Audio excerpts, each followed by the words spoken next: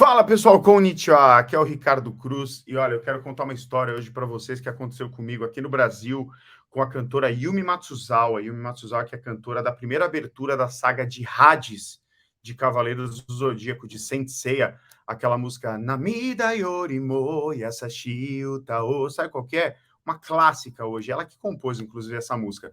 Ela fez o primeiro show dela em 2005, se eu não me engano, aqui no Brasil, no Anime Friends.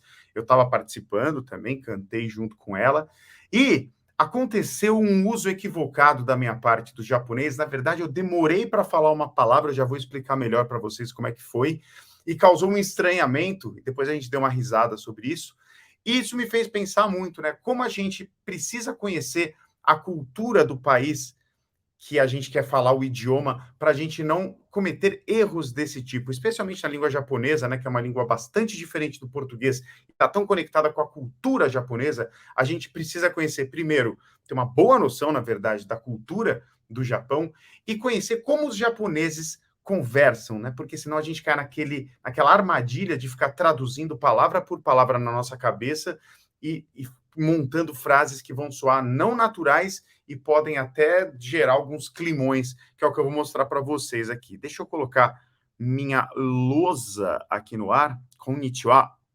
É o seguinte, quando a Yumi Matsuzawa veio para cá, ela fez o show, foi muito legal. A gente é bastante amigo. Naquela época eu estava conhecendo ela, né? Então, o que deixa a situação até um pouco mais doida.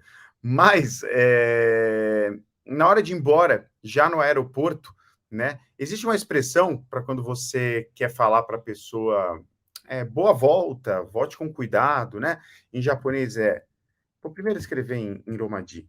Kyo tsukete pode ser kaete kudasai. Uma das maneiras, né? Tem maneiras mais polidas e tal. Vamos por só essa, que foi a que eu usei, né?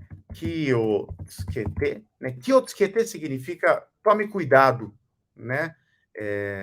Fique ligado, né? Kyotsukeru, se ki é aquele ki da energia, né? Do nosso, aquele kanji que é bastante usado na língua japonesa, né? Kyotsukeru, e tsukeru é você colocar, né? Então você deixar colocado o seu ki, você ligar o seu ki. Claro que ninguém pensa nisso, eu só estou falando como curiosidade. Kyotsukete, kaete kudasai. Kyotsukete kaete kudasai, né? Volte com cuidado. Só que quando eu falei isso para ela, eu falei Kyotsukete, e aí eu parei, eu não sei por que eu parei, criei um espaço entre as coisas, e depois eu falei só kaete kudasai. Só que kaete kudasai é algo muito rude de se falar sozinho para alguém, né? Literalmente significa um pedido educado para a pessoa voltar. Volte, por favor. Só que na prática, né, kaite kudasai, os japoneses entendem isso como um vá embora, sai daqui. É algo rude, é algo bastante que não se deve falar, tá? Kaite kudasai vem do verbo kairu, vamos aprender bem esse verbo porque ele é básico. O verbo kairu significa voltar. Kairu significa voltar, tá? Quando você coloca ele na forma T, os verbos têm a forma T em japonês. Inclusive, a gente tem uma aula aqui no canal só sobre forma T, uma forma bem básica, bem essencial da língua japonesa, que serve para você dar um respiro nas frases. Quando ele está sozinho assim, ele indica um pedido, né? Kaete, volte, né? E ele deixa o verbo receptivo para conectar com outras estruturas, até outros verbos, tá? Que é, no caso aqui, kudasai, é uma estrutura bastante comum para a gente deixar esse pedido mais polido, né? Kaite kudasai, volte, por favor, do jeito mais polido. Só que kaite kudasai, como eu estava falando antes, é uma maneira muito rude de você mandar a pessoa embora, né? De um jeito mais, de um linguajar mais não polido, mais coloquial ainda, seria kaere, né? Kaire, vai embora, sai daqui. Kaite kudasai. Tipo, sai, vai embora, no sentido de que você não quer a presença da pessoa lá. É uma maneira rude de falar. E você precisa entender a cultura japonesa, você precisa ter um referencial de como as palavras se comportam no mundo real para ter noção disso. Eu tinha a noção disso na época, mas eu separei, como eu disse antes, né, a estrutura que veio antes, que é o Kyotsukete, né, Kyotsukete, espaço, kaite kudasai. Se você fala rápido, não tem problema, né? Aqui eu kaite kudasai, né? fica bonitinho, né? Toma cuidado, volte com cuidado, dá essa ideia. Mas eu abri um espaço grande demais, né? Kyotsukete, sei lá que eu fui fazer faz muito tempo isso. Kaite kudasai. E esse kaite kudasai soou como uma coisa super agressiva, que é.